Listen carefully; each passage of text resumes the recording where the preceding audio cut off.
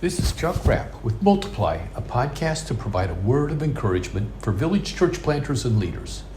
This year in these podcasts, I'm focusing upon the one another scriptures found in the New Testament as viewed through the lens of leadership. Our verses for today's podcast are Romans 15, verses 5 and 6.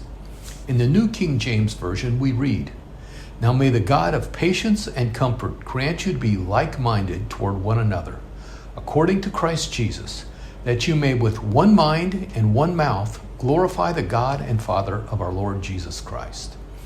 In this scripture, the Apostle Paul is appealing to Christ followers to demonstrate unity, and he mentions two ways in which we're to do this.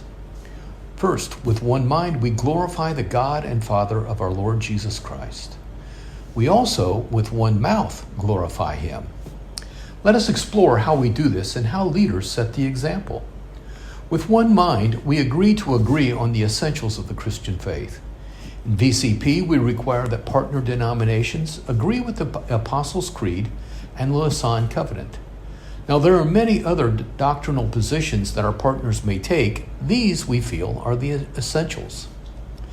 Unity does not mean uniformity. We agree on the essentials, but we do not mandate all doctrinal positions. That would be impossible. Think with me for a moment about the analogy of a sports team. Each player, each position has a different role, and they compete together for a common goal. Secondly, Paul says that with one mouth we glorify the God and Father of our Lord Jesus Christ. Think with me for a moment about the global church as a large choir. We're practicing for a heavenly worship service. There are several musical parts, and the objective is that we sing in harmony with one another. We worship with one voice, with one mouth, and that worship pleases the Lord. Humanly speaking, what happens when someone is off pitch or out of rhythm or singing the wrong lyrics?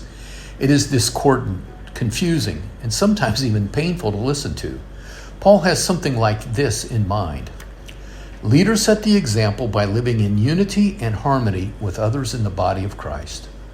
We are not competitors, we are on the same team, and we need to demonstrate that. In 2022, I was in Tanzania with VCP Supervisor Peter Baraka, where I witnessed a beautiful example of this.